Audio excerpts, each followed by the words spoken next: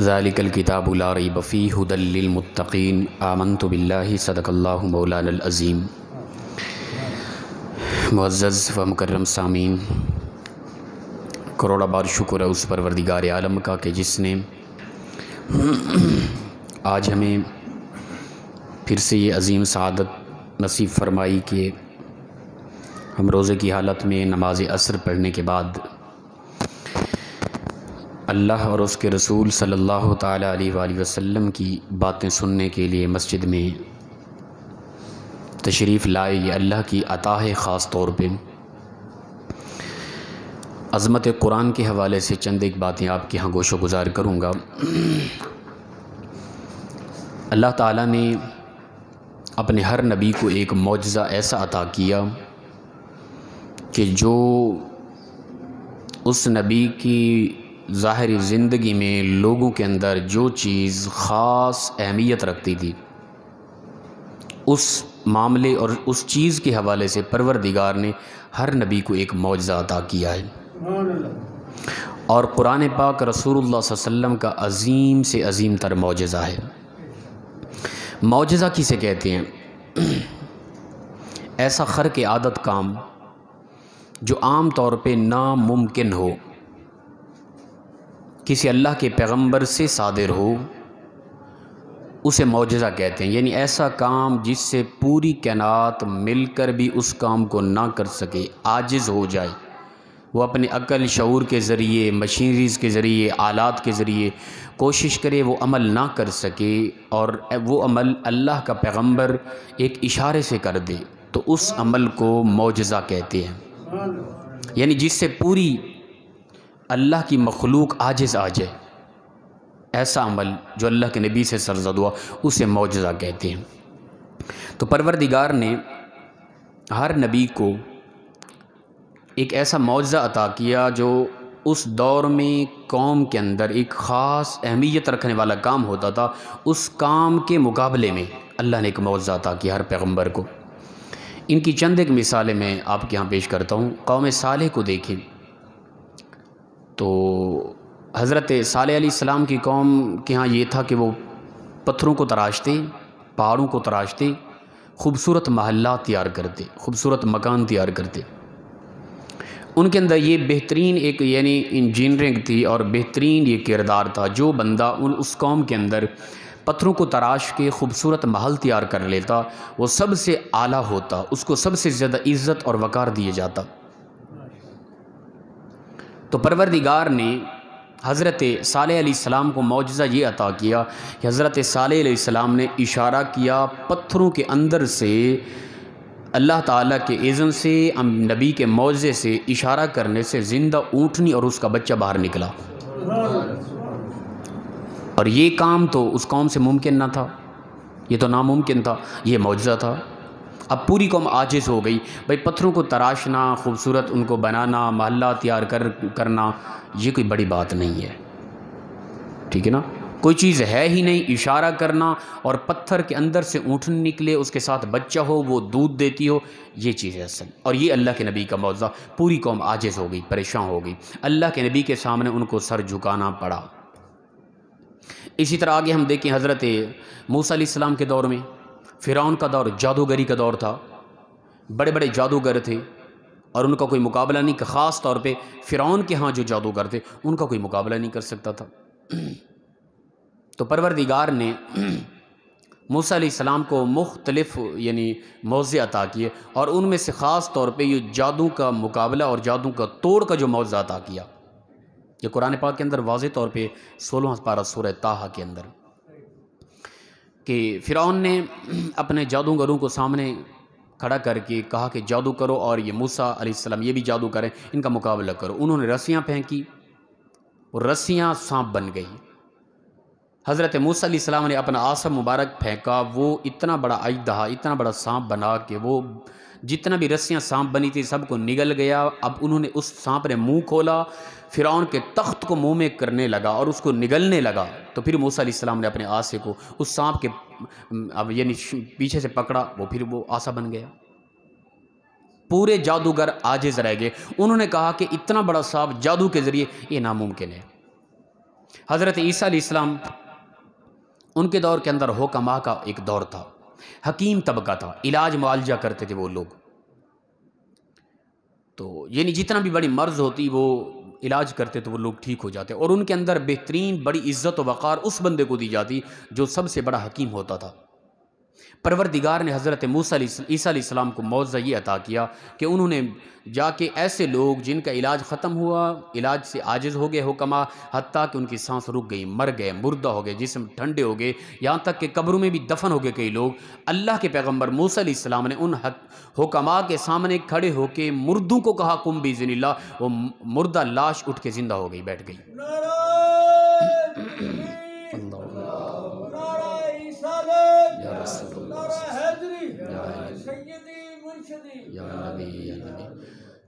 تو حضرت موسیٰ علیہ السلام عیسیٰ علیہ السلام کے اس معجزے کو دیکھ کر وہ عاجز رہ گئی ساری قوم. بھئی مریض کا علاج تو ممکن ہے، مردے کو زندہ کرنا کیسا ممکن ہے؟ یہ تو ناممکن ہے. تو لہٰذا اللہ تعالیٰ نے ہر پیغمبر کے اس دور کے اس قوم کے اندر جو زیادہ اہمیت پانے والا عمل تھا، اس عمل کے ہاں ایسی طاقت اور ایسا معجزہ تھا کہ پوری قوم عاجز رہ گئی. رسول اللہ صلی اللہ علیہ وسلم کے دور کے اندر عربی لوگ، ان کے اندر شعراء تھے، مشاعرہ ہوتا تھا، فصاحت و بلاغت کا مقابلہ ہوتا تھا، لوگوں کی زبان کے اندر وسعت ہوتی تھی، عربی اشعار پڑھتے تھے وہ لوگ. اور جو بڑا شاعر ہوتا تھا عرب معاشرے کے اندر، قریش مکہ میں خاص طور پہ، اس بندے کو سب سے زیادہ عزت اور وقار عطا کیا جاتا تھا. تو ان کے مقابلے میں پروردگار نے اپنے محبوب کو قرآن جیسی عظیم دولت، عظیم معجزہ عطا کیا جس سے پورا عرب کیا پوری کائنات عاجز رہ گئی. ایسی عربی فصیح و بلیغ کوئی بھی کبھی نہ لا سکا. تو یہ معجزہ ایک ایسا معجزہ، بلکہ پھر چیلنج کیا گیا. ٹھیک ہے نا؟ عربی کہتے ہیں کہ بولنے والے کو، وہ عرب کے لوگ اپنے علاوہ باقی سب کو اجمی، گونگا اجمی کہتے ہیں گونگے کو. ہم اجمی ہیں نا، عربیوں کی بنسبت ہم گونگے ہیں. وہ ہمیں گونگا اس بنا پر یہ ایک بات واضح ہو گئی، اپنا اس طرح مشہور ہو گئی کہ بس ہم اجمی ان کی زبان کے حوالے سے، کیونکہ جن کو عربی نہیں آتی نہ بول سکتے ہیں تو ان کے حوالے سے وہ گونگے ہیں. تو انہوں نے کہا کہ ہم عربی ہیں، باقی پوری کائنات اجمی ہے، گونگے ہیں سارے ہمارے سامنے. یعنی اس قدر ان کو فخر تھا، غرور تھا، تکبر تھا اپنی فصاحت و بلاغت پہ. تو پروردگار نے قرآن پاک نازل کیا، اپنے محبوب کو یہ قرآن عطا کیا. تو پھر ہوا یہ کہ تیرے آگے یوں ہی دبے لچے فصحائے عرب کے بڑے بڑے، کوئی جان منہ میں زبان نہیں بلکہ جسم ہی جان نہیں.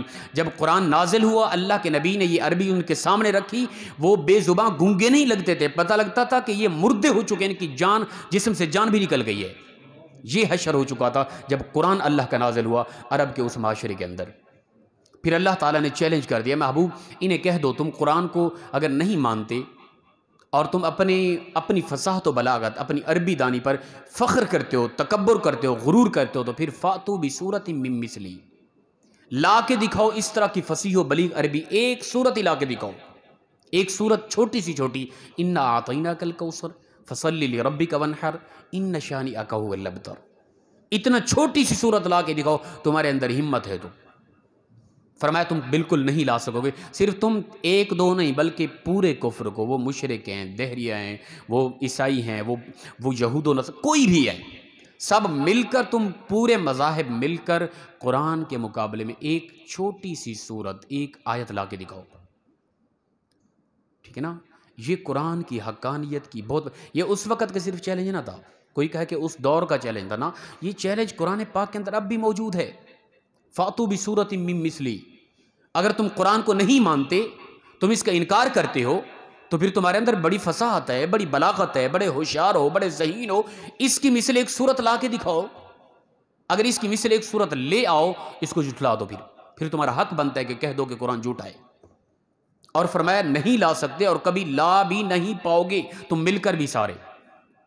ہاں ایک آتا ہے روایت کے اندر، اس دور کے اندر ایک آدمی، اس نے ایک صورت بنائی تھی. وہ کیا بنائی تھی؟ سورہ فیل، اپنا سورہ قاریہ جب نازل ہوئی نا، القاریہ ملقاریہ وما ادراک ملقاریہ، اللہ فرماتا قیامت کا تذکرہ ہو رہا ہے. اللہ تعالیٰ فرماتا ہے کہ القاریہ، وہ کڑک، وہ چیخ، وہ آواز، وہ پکار، قیامت کے دن جب ایک کڑکدار آواز آئے گی، ایک انقلاب ہوگا، زمین و آسمان پھٹیں گے اس چیخ کی وجہ سے. اس چیخ کا تذکرہ ہو رہا ہے، اس یعنی دھماکے کا تذکرہ ہو رہا ہے. فرمایا وہ دھماکہ، وہ چیخ، وہ پکار، القاریہ. کیا ہے وہ چیخ، وہ پکار؟ ملکاریہ. وہ کیا ہے؟ وما ادراک ملکاریہ. تم کیا جانو کہ وہ چیخ، وہ پکار، وہ کڑک، وہ آواز کیا ہے؟ یہ سورج جب نازل ہوئی نا تو ایک بندہ اٹھ کھڑا، مشرک تھا، غیر مسلم. اس نے کہا کہ ہم اس طرح کا قرآن بنائیں گے. صبح ہوئی، وہ اس طرح کی بالکل ہو بہو ملا کے کچھ آیتیں بنا کے آیا. الفیل ومل فیل وما ادراک مل فیل. یہ لایا. فیل کہتے ہیں عربی میں ہاتھی کو. اس نے کہا کہ الفیل ہاتھی، مل فیل کیا ہے ہاتھی، وما ادراک مل فیل تم کیا جانو ہاتھی کیا ہے. جب یہ لفظ اس نے کہے تو ان کے اپنوں نے کہا کہ بھئی تو کمکل ہے، تو ناداں ہے، تو بے وقوف ہے.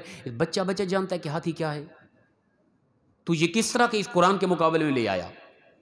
یعنی اس قدر وہ نادان، ان کے ہوش و حوس ختم کر وہ مبہوت ہو گئے تھے اللہ کے اس قرآن کو سن کر. ہم تو بڑے فخر کرتے تھے اپنی فصاحت و بلاغت پہ.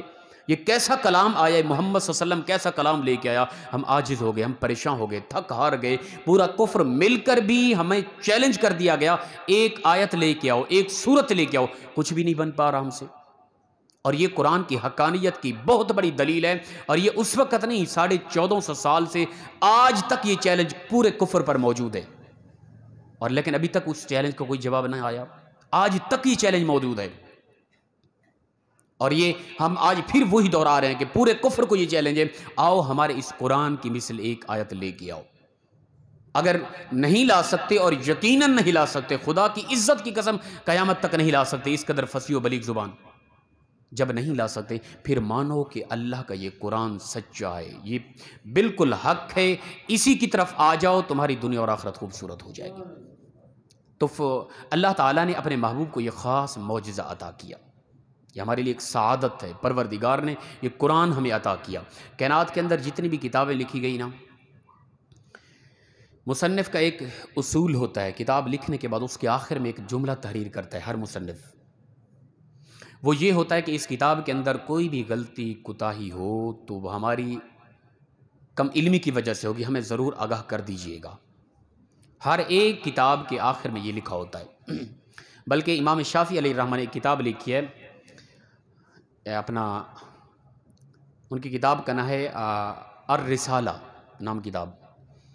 انہوں نے جب وہ کتاب لکھی تو انہوں نے اپنے ایک شاگرد کو سامنے بٹھایا. فرمایا بیٹا اس کو پڑھو میرے سامنے، کوئی غلطی ہوگی تو میں اس کی تصحیح کروں گا. شاگرد نے وہ کتاب ایک مرتبہ مکمل پڑھی الرسالہ، تو اس کے اندر کئی غلطیاں آئی. امام شافعی علیہ الرحمہ نے حکم فرمایا اس پہ یہاں اس لفظ کو اس طرح کر دو، اس لفظ کو اس طرح کر دو، یہ غلطی اس طرح مٹا دو، فلاں فلاں. کئی غلطیاں ٹھیک ہو گئی. اب فرمایا پھر پڑھو. دوسری مرتبہ شاگرد نے پڑھی، پھر دوسری مرتبہ کئی اور غلطیاں سامنے آئی، وہ آپ نے ٹھیک کی. فرمایا پھر پڑھو. تیسری مرتبہ شاگرد نے پڑھی، تیسری مرتبہ ان کے علاوہ اور کئی غلطیاں سامنے آئی، حتیٰ کہ پڑھتے گئے. فرماتے ہیں 80 مرتبہ اس شاگرد نے حضرت امام شافعی علیہ الرحمہ کی الرسالہ کتاب کو پڑھا، اور 80 مرتبہ ہر پڑھے جانے وقت نئی غلطیاں سامنے آ رہی تھی. امام شافعی نے فرمایا بیٹا بس کرو، بند کر دو. واحد اللہ کی کتاب کی یہ شان ہے جو غلطی سے پاک ہے. ہماری کتابیں غلطی سے پاک ہو ہی نہیں سکتی. کائنات کے اندر واحد قرآن پاک ایک ایسی کتاب ہے جو شروع ہوتے ہی فرمایا ذالک الکتاب لا ریب فیہ. یہ وہ کتاب ہے جس کے اندر غلطی کی گنجائش اور شک و شبہ ہی نہیں ہے. یہ وہ کتاب ہے. اور کائنات کے اندر واحد یہ. پچھلی جتنا بھی کتابیں گزری ہیں نا، تورات ہے، انجیل ہے، زبور ہے، ان کے اندر تحریف ہو گئی، بدل گئی وہ کتابیں. ان لوگوں نے ان کے اندر شرک بھی لکھ دیا. یہ ہمارے پاس موجود ہے، یہ انجیل مقدس پڑھی ہے سامنے. کسی کو ذوق ہو تو اس کا مطالعہ ویسے عوام کے لیے تو بہتر نہیں ہے، کر بھی سکتے ہیں. اگر کوئی سنجیدہ باشعور آدمی ہے، سمجھدار ہے، تو وہ کر بھی سکتے ہیں. اور بہرحال یہ ہے کہ اس کے اندر ساری تحریف ہو چکی ہے، بدل چکی ہے یہ کتابیں. ان کے اندر انہوں نے شرکیہ اپنے عقائد مکمل لکھ دیے ہیں. ان کتابوں میں ہمارا ایمان ہے، لیکن یہ جو مصحف ہمارے پاس موجود ہے، جو کچھ اس میں لکھا ہے، اس پر مکمل ہمارا ایمان نہیں ہے. اس کے اندر کچھ وہی آیتیں موجود ہیں جو تھی، جو رسول اللہ صلی اللہ علیہ وسلم کی آمد کی بشارت دے رہی ہیں، وہ آیتیں اب بھی موجود ہیں. ہمارا بھی کئی مرتبہ ادھر ہوا ہے، کچھ پادری ہیں، ان سے بات چیت اس معاملے میں ہوئی تھی. ہم نے کہا کہ آپ کی کتاب ہے آپ لوگوں کی، آپ ہمیں جواب دے دیں اس کا. جو اس کے اندر تحریریں، جو آیتیں موجود ہیں، رسول اللہ صلی اللہ علیہ وسلم کی آمد کی بشارتیں موجود ہیں، آپ ان کا جواب دے دیں، نہ دے پائے وہ. تو لہٰذا قرآن پاک واحد ایک ایسی کتاب ہے جو کبھی بدلی نہیں جا سکتی. انا نحن نزلنا الذکر و انا لہ لحافظون. اللہ فرماتے ہیں کہ بے شک قرآن ہم نازل کرنے والے ہیں، اس کی حفاظت کرنے والے بھی ہم خود ہی ہیں. میں کہتا ہوں اس وقت علیاذ باللہ پوری کائنات میں جتنا بھی مصحف قرآن پاک کی یہ کتابی صورت میں موجود ہے نا، سب کو کفر اٹھا کے بہا دے، ایک ورق بھی ہمارے پاس قرآن کا موجود نہ ہو، خدا کی عزت کی قسم پھر بھی کائنات کے اندر کروڑوں کی تعداد میں ہمارے چھوٹے چھوٹے مونے مونے بچے قرآن کے ایسے قاری آپ کو ملیں گے جن کو پورے قرآن کے اندر ایک غلطی بھی نہیں آئے گی.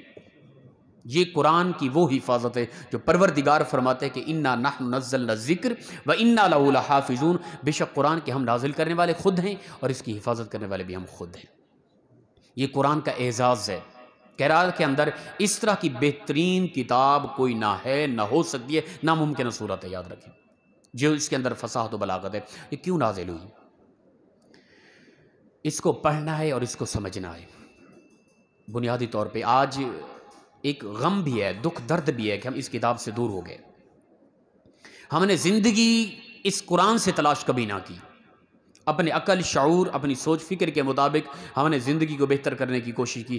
کبھی بھی ہم نے کوشش نہ کی کہ اللہ کے اس قرآن سے کچھ اصول لیں، اس سے دیکھیں یہ کیا کہتا ہے، یہ ہماری زندگی اور اخروی اور دنیاوی زندگی کی بہتری کے لیے جو قرآن نازل ہوا ہمارے لیے، ہم کس حد تک کوشش کریں کہ اللہ کے اس کلام سے، اس قرآن سے اپنی زندگی کے کچھ اصول لیں.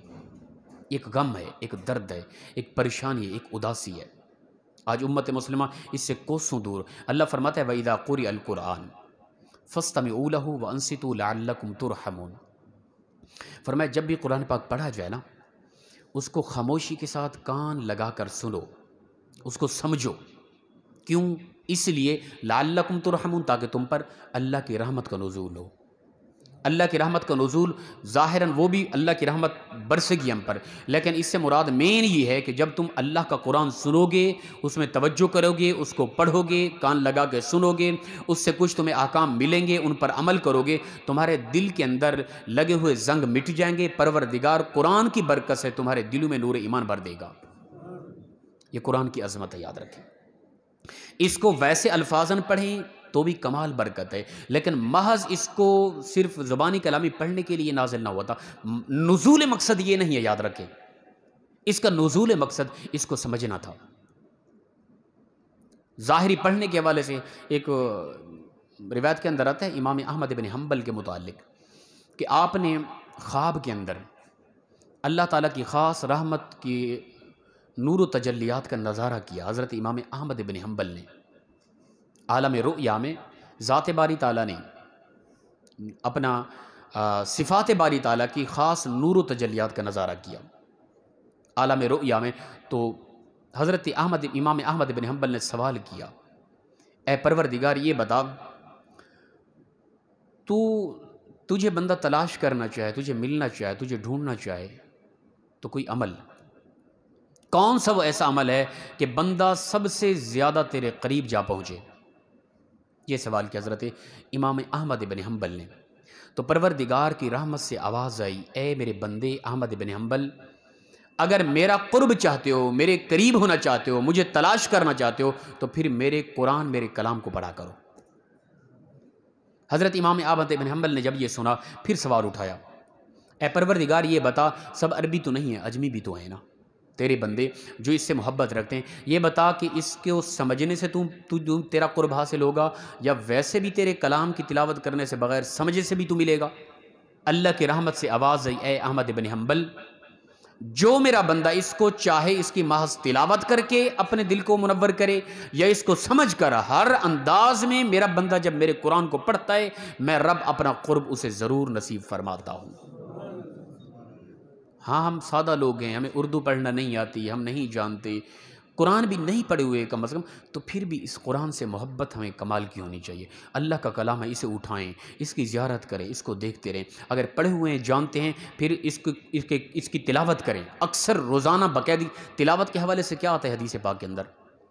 اللہ کے نبی صلی اللہ تعالیٰ علیہ وآلہ وسلم فرماتے ہیں کہ جو قرآن پاک کا ایک حرف پڑھتا ہے، یہ اپنے حدیث مبارکہ سنیے کئی مرتبہ، جو قرآن پاک کا ایک حرف پڑھتا ہے، ایک حرف پر پروردگار اسے 10 نیکیاں عطا کرتا ہے، اس کے 10 گناہ معاف ہوتے ہیں، اس کے 10 درجات بلند کر دیے جاتے ہیں۔ پھر آگے الفاظ حدیث پاک کے رسول اللہ صلی اللہ علیہ وسلم فرماتے ہیں الف لام میم، یہ فرمایا ایک حرف نہیں، یہ 3 حرف ہیں۔ جس نے صرف اس قدر پڑھ لیا الف لام میم، پروردگار اسے 30 نیکیاں عطا کرتا ہے، 30 اس کے گناہ معاف ہوتے ہیں، اور 30 اس کے درجات کو بلند کر دیا جاتا ہے۔ میں اور آپ دیکھیں کہ ہمارے گھر کے اندر جتنے افراد جن پر شرعی احکام لاگو ہو رہے ہیں بچوں سے ہٹ کے، کاش کہ ہمارے گھر کے اندر یہ روٹین ہو، اکثر لوگوں کی ہوگی، جن کے ہاں نہیں ہے میں ان سے مخاطب ہوں، کہ کاش ہمارے گھر کے اندر یہ روٹین ہوتی، ہمارا گھر کا ہر فرد روزانہ صبح اٹھ کے اللہ کے اس قرآن کی تلاوت کرے، 1 رکوع 2 رکوع 1 پایہ آدھا پارہ۔ اب اتنا پڑھنے کے بعد کیلکولیٹر اٹھائیں، ان حروف کو گنتی کریں، گنتی کرنے کے بعد ہر حرف پر 1 نیکی، اپنا 10 نیکیاں، 10 گناہ معاف، 10 درجے بلند، اور پھر آدھا سپارہ اگر ہر فرد نے پڑھا، گھر کے اندر 5 افراد ہیں، ان 5 افراد کے آدھا آدھا پارہ پڑھے کے ہوئے، پھر ہر حرف گنے، ہر حرف پر 10 نیکیاں، 10 گناہ معاف، 10 درجے بلند کو کیلکولیٹر کر کے دیکھیں، آپ کی عقل دنگ رہ جائے گی کہ پروردگار کتنا ہمیں اجر عطا کر رہا ہے۔ لیکن پتہ ہی نہیں ہے ہمیں، قرآن سے دور ہو گئے۔ آج ہماری بنیادی جو تربیت ہے نا، وہ ہم اولاد کو تربیت ہی ایسی دیتے ہیں کہ بس بیٹا قرآن پاک ایک نارمل سی چیز ہے، بس وہ ہو سکے تو پڑھ لینا، وغیرہ کوئی ضرورت نہیں ہے۔ آپ کہ نہیں حضرت یہ کیسی بات کریں آپ ہمیں، میں آپ کو سمجھا دیتا ہوں، پریکٹیکلی ہماری تربیت ہو رہی ہے اسی طرح کی۔ سکول کی تعلیم کے حوالے سے دیکھیں ہم کتنا کوشاں ہیں، سکول کی تعلیم کے خلاف نہیں بات کر رہا میں، جو بھی ہونی چاہیے، لیکن محض اسی کو ہی اہمیت دینا یہ عجیب ہے۔ وہ علم نہیں ہے، یاد رکھیں، وہ ہنر ہے، ٹھیک ہے نا۔ سکول کی تعلیم ایک ہنر ہے۔ اس وقت کئی ساتھی بیٹھے ہیں جو کافی تعلیم یافتہ ہے سکول کے حوالے سے، لیکن وہ یہاں ممبر پہ بیٹھ کے گفتگو نہیں کریں گے۔ میری محض ہلکی سی میٹرک ہے، یاد رکھیں، سکول کے حوالے سے، اور آپ میں کئی بیٹھے ہیں اس وقت، میں نام لے لوں، بہرحال کئی ایسے ساتھی ہمارے یہاں موجود ہیں جو قابل ہیں ظاہر، لیکن ان کو عالم نہیں کہا جا رہا۔ عالم علم سے ہے، عالم کہتے ہیں علم جاننے والا۔ کسی پروفیسر کو، کسی ڈاکٹر کو، کسی انجینئر کو عالم کہتے ہیں؟ نہیں۔ جن کے پاس دنیا کی ہر قسم کی ڈگری موجود ہے اسے آپ عالم نہیں کہیں گے۔ کیوں؟ اس لیے اس کے پاس علم نہیں، وہ ہنر ہے۔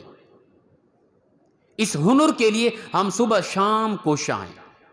اب علم کی فضیلت اور علم کے حوالے سے اب خود اندازہ کریں، ہنر کے حوالے سے، دنیاوی تعلیم کے حوالے سے کئی لوگ کئی گنا مجھ سے آگے بیٹھے ہیں، اگرچہ دینی مطالعے کے حوالے سے آگے ہوں گے، لیکن جو دینی تعلیم ریگولر حاصل کرنے کے حوالے سے جو میں بات کر رہا ہوں، اس وقت عمر میں، ظاہری تعلیم میں، ظاہری ہنر میں، ظاہری ڈگریوں کے حوالے سے مجھ سے کئی گنا آگے بیٹھے ہیں، لیکن ممبر و محراب کی وراثت مجھے عطا کی گئی۔ میں یہاں ممبر پہ ایز اے فخر نہیں، تحدیث نعمت پہ طور پہ بیان کر رہا ہوں۔ اما بنعمت ربک فحدث، اللہ فرماتے ہیں کہ اپنے رب کی عطا کردہ نعمتوں کے چرچے کرو۔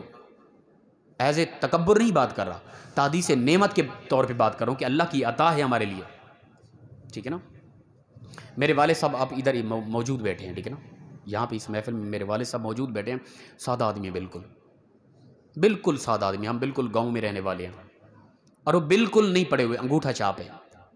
اللہ پاک ان کی عمر دراز فرمائے، یہ ان کی کاوشیں ہیں۔ اس وقت میرے باپ سے پوچھیں کہ ان کے دل پر کے اندر کتنا خوشی ہے کہ شہر کا ایریا، ہم سادہ بہت دور رہنے والے لوگ، بالکل ظاہراً تعلیم نہیں ہمیں، سادہ لوگ شہر کی اچھی خاصی مسجد میں پڑھے لکھے لوگوں میں بیٹھ کے کئی لمحے سے دین کی باتیں سنائے جا رہا ہوں، آگے سن رہے ہیں آپ لوگ۔ یہ ہے چیز دراصل کہ ماں باپ کو بھی فخر ہو، ماں باپ فخر کریں کہ ہماری اولاد ایسے مقام پہ پہنچی، ایسی محنت کی اور ہماری دعائیں رنگ لائی کہ دین کے حوالے سے ہماری اولاد اللہ کے نبی کے منبر و محراب کی وارث بن چکی ہے۔ یہ ہے فخریہ بات، یاد رکھیں۔ اور ہماری کوشش کیا ہوتی ہے؟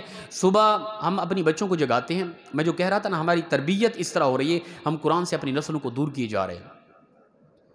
صبح ہوتی ہے، ہمارے بچوں کو کی یونیفارم پریس ہو چکی ہوتی ہے، ان کے شوز وغیرہ صاف ستھرے ہو چکے ہوتے ہیں، ٹھیک ہے نا، تو ماں نے جگایا بامشکل چند ایک بچے، ادھر مسجد میں تقریباً اسی طرح کو 8-10 بچے ہوں گے پڑھنے کے لیے، تو جگایا جا جی بیٹا جاؤ مسجد میں ہو کے آؤ۔ پتہ نہیں بچے نے منہ دھویا نہیں دھویا، کوئی خبر نہیں۔ وہ کیوں ماں کہہ رہی ہے؟ تاکہ یہ مسجد سے ہو کے آئے گا، ادھر سے ناشتہ تیار ہو جائے گا۔ وہ ناشتہ تیار کرتے وقت بچے کو مسجد میں بھیجا جا رہا ہے قرآن پڑھنے کے لیے۔ بچہ اسی حالت میں جو لباس پہنا ہوا تھا اسی حالت میں پہنچا، کس طرح اس نے منہ دھویا، کیا تربیت، کچھ پتہ نہیں ہے۔ وہ بچہ آیا مسجد میں 20 منٹ تک، اگر آدھا گھنٹہ آگے ہو گیا تو کئی مرتبہ رولے بن جاتے ہیں، گھر سے باپ ماں آ جاتے ہیں، گھر سب بچے نے اسکول جانا ہوتا ہے، اب لیٹ کر دیتے ہیں۔ بچہ یہاں سے پڑھ کے گیا، یہ قرآن کو جو عزت دی ہم نے، بچہ یہاں سے پڑھ گیا، جاتے ہی بچہ نہایا، غسل کیا، صاف ستھرا ہوا، یونیفارم پریس کی، وہ پہنی، نئے شوز پہنے، گاڑی کا یا موٹر سائیکل کا رکشے کا انتظام ہے باقاعدہ، کھانا بچے کا پیک کیا گیا، مکمل طور پہ اسکول پہنچا بچہ۔ آئے روز اسکول میں رابطہ بھی ہوتا ہے، والد صاحب بعض اوقات پہنچتے بھی ہیں، سر ہمارا بچہ کس طرح چل رہا ہے۔ اور جو ہی پیپر ہوئے، بچوں کے سالانہ رزلٹ کے حوالے سے ماں باپ کو بلایا گیا، بڑے فنکشن ہو رہے ہیں، مکمل رابطہ ہے اسکول کے حوالے سے۔ بتائیں کہ بچوں کے ذہن کے اندر کیا چیز پیدا ہو رہی ہے کہ کس چیز کو اہمیت دینی ہے؟ ظاہری سکول ہنر کو، جو ہم نے بچوں کی تربیت کی، قرآن سے بچے عاری ہوتے جا رہے، انہیں پتہ ہے بچپن میں ہمارے ماں باپ نے سکھایا نہیں یہ چیز ہمیں، یہ ہماری تربیت ہو گئی قرآن کے حوالے سے، اس قدر ہم دور ہو گئے، اس قدر اداسی چھا چکی ہے، پریشانی چھا چکی ہے، پھر پریشان ہوتے کہ بچے مانتے نہیں ہیں۔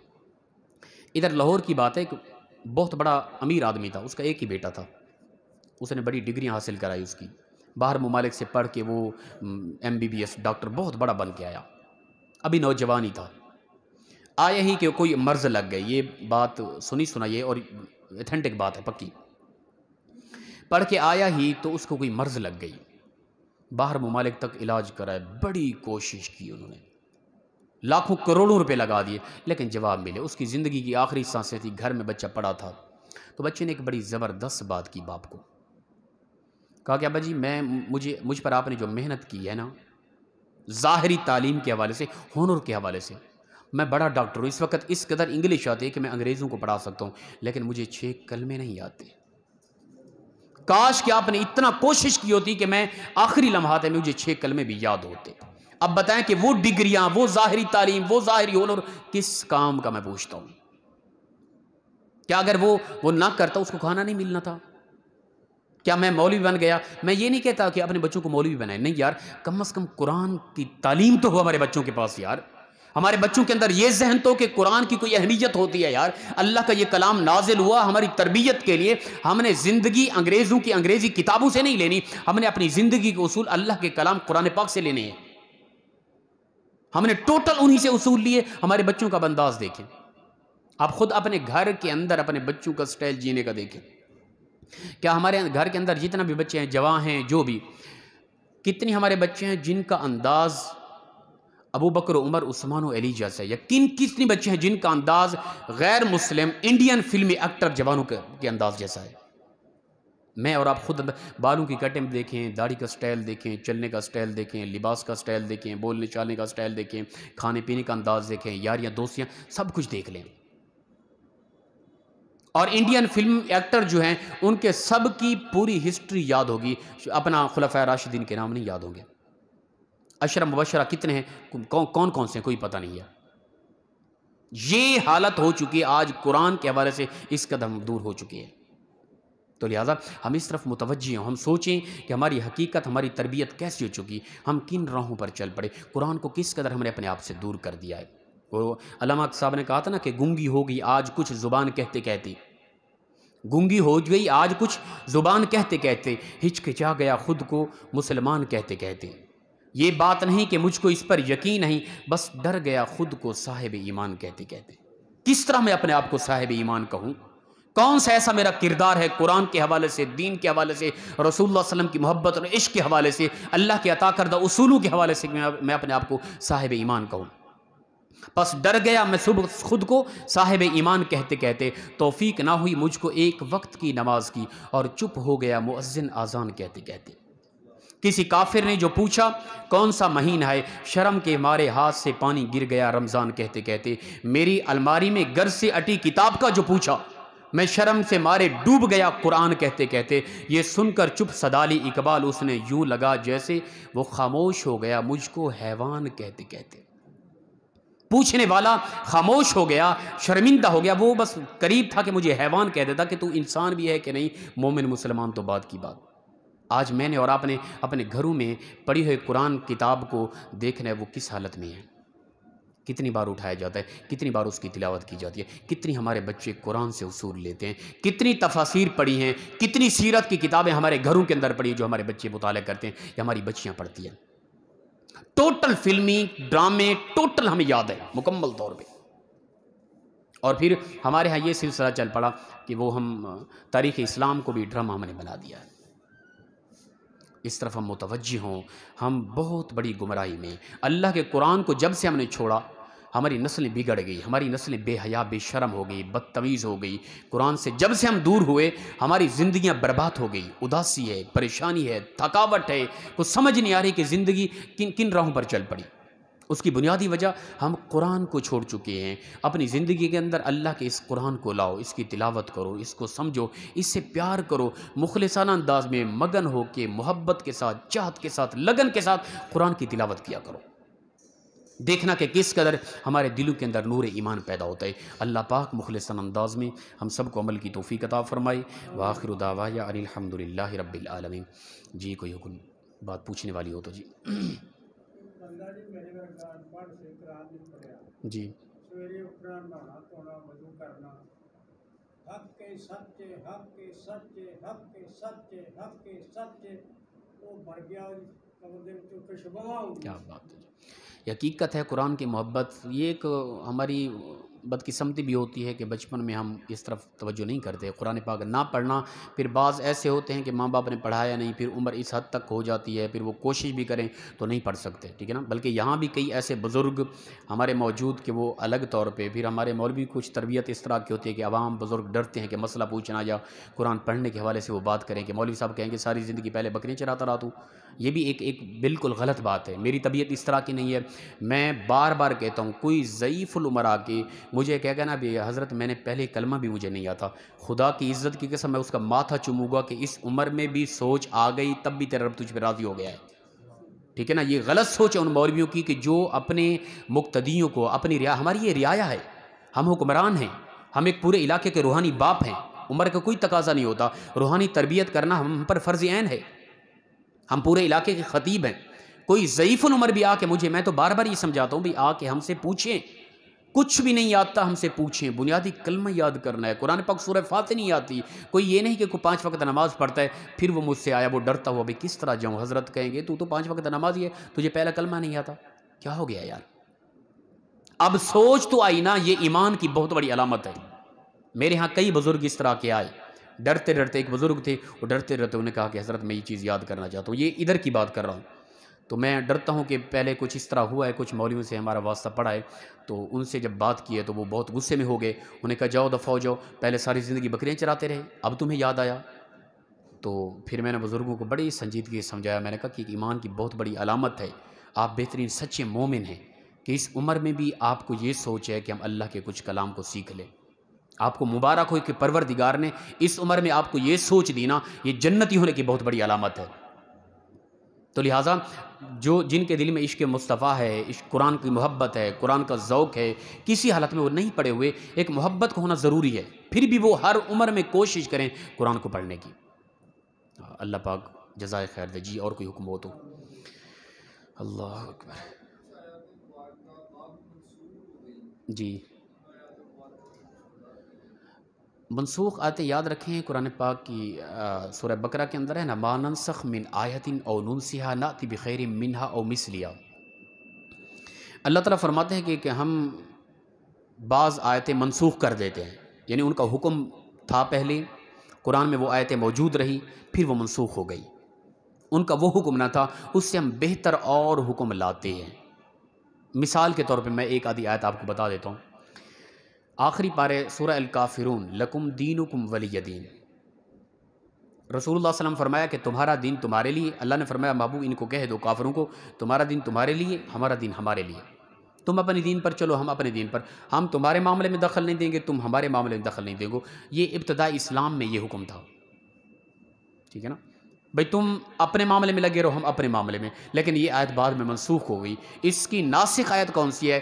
یا ایھا النبی جاہد الکفار والمنافقین، اے نبی صلی اللہ علیہ وسلم اس وقت لڑو ان کفار سے، جنگ کرو، ان کو کہے کہ تمہارا دین تمہارے لیے نہیں بلکہ ہمارا دین تمہارے لیے ہے۔ اللہ کی دھرتی پر وہ رہے گا جو دین اسلام کو مانے گا۔ پہلے حکم تھا کہ تم اپنے دین پر چلتے رہو، اب حکم آ گیا نہیں، تمہیں اجازت نہیں کہ اللہ کی دھرتی پر رہ کر اللہ کے دین اسلام کے ساتھ تم بغاوت کرو۔ اب فرمایا نہیں مانتے تو ان کے ساتھ جنگ کرو۔ یہ آیت پچھلی آیت منسوخ ہو گئی، یہ آیت ناسخ ہے، یا ایھا النبی جاہد الکفار والمنافقین۔ تو لہٰذا اسی طرح کئی اور بھی آیتیں آتی ہیں، کئی آیات ہیں، اس میں بعض علماء کا اختلاف بھی ہے، بعض کے نزدیک وہ ناسخ ہیں، بعض کے نزدیک ان کا حکم ابھی تک موجود ہے، ٹھیک ہے نا۔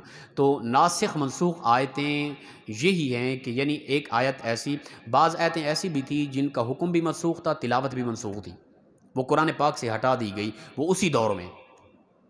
لیکن کچھ آیتیں ایسی جن کا صرف حکم منسوخ ہو گیا، لیکن وہ آیتیں تلاوتاً موجود ہیں قرآن پاک کے اندر، ان کے پڑھنے کا ہو بہو اسی طرح کا ثواب ہے، اور وہ قرآن کی آیتیں ہیں، لیکن وہ حکم اس وقت وہ حکم نہیں ہے، اس سے بہتر اور حکم قرآن پاک کا موجود ہوتا ہے۔ تو یہ ناسخ منسوخ کے حوالے سے یہ ایک علمی تحقیقی مسئلہ ہے۔ تو ہمارے محترم عمر بھائی ماشاءاللہ قابل آدمی ہیں، اور ان کا سوال چھوٹا موٹا نہیں ہوتا، میری ویسے بھی توجہ تھی، تو یہ کل بھی سوال کرنا چاہتے تھے، اس وقت سے رک گئے کہ آپ تھکے ہوئے تھے، تو شاید آج بھی اسی وجہ سے نہیں کر رہے کہ کوئی تھکاوٹ بھی ہوتی ہے، مصروفیات بھی کافی زیادہ۔ تو یہ ایک علمی تحقیقی سوال ہے، ٹھیک ہے نا، یہ عوامی حوالے سے بہت مشکل ترین ہے، عوام کو ان چیزوں کی زیادہ خبر نہیں ہوتی۔ ہاں یہ ہے کہ آپ اگر تفسیر پڑھ رہے ہیں، اس کے اندر آگے آپ کو ملے گا کہ آیت کس حکم میں آ رہی ہے، ٹھیک ہے نا، یہ کئی متشابہات میں سے ہے یا محکمات میں سے ہے، ناسخ ہے یا منسوخ ہے، یا کہ تفسیر میں محض ترجمہ ہی پڑھ لینا یہ بھی کافی نہیں ہوتا، کیونکہ کئی آیتیں ناسخ منسوخ ہوتی ہیں، ان کا پتہ نہیں ہوتا، پھر بندہ انہی آیتوں کو یا کوئی متشابہات میں سے آیتیں ہوتی ہیں انہی کے انہی الفاظ لفظی ترجمے کو محسوس کر رہا ہوتے، اور وہ مناسب نہیں ہوتا بالکل۔ لہٰذا جب بھی کوئی ترجمہ پڑھے نا، اس کے ساتھ کوئی تفسیر لازماً ہو۔ مثال کے طور پہ ایزی انداز میں اب آپ کو بتا دیجیے، اپنا ضیاء القرآن ہوگی ہماری، بالکل ایزی تفسیر ہے عوام کے لیے، اسی کو لیں، اس کا ترجمہ بھی آسان ہے اور آگے اس کی تفسیر بھی بالکل آسان ہے۔ اس میں ناسخ منسوخ محکم متشابہات ان آیتوں کی بھی وضاحت لازماً مختصر سی آتی ہے اور کافی معلومات ہوتی ہے۔ جی اور کوئی حکم؟ جی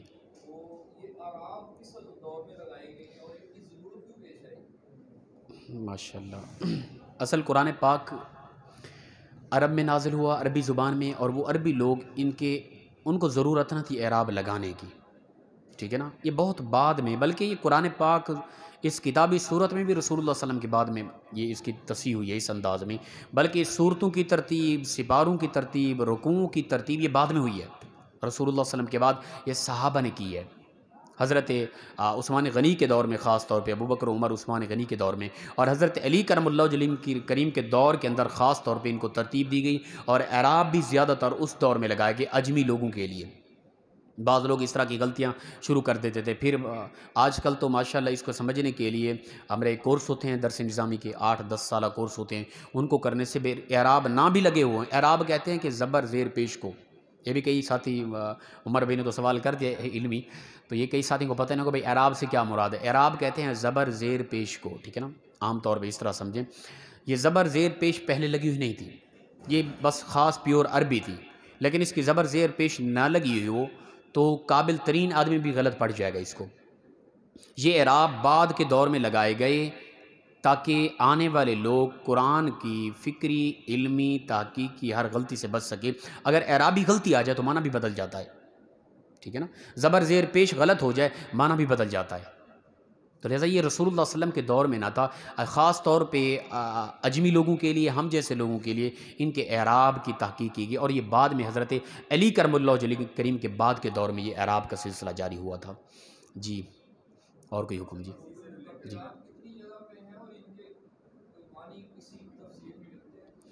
حروف مقطعات کے حوالے سے یہ اصل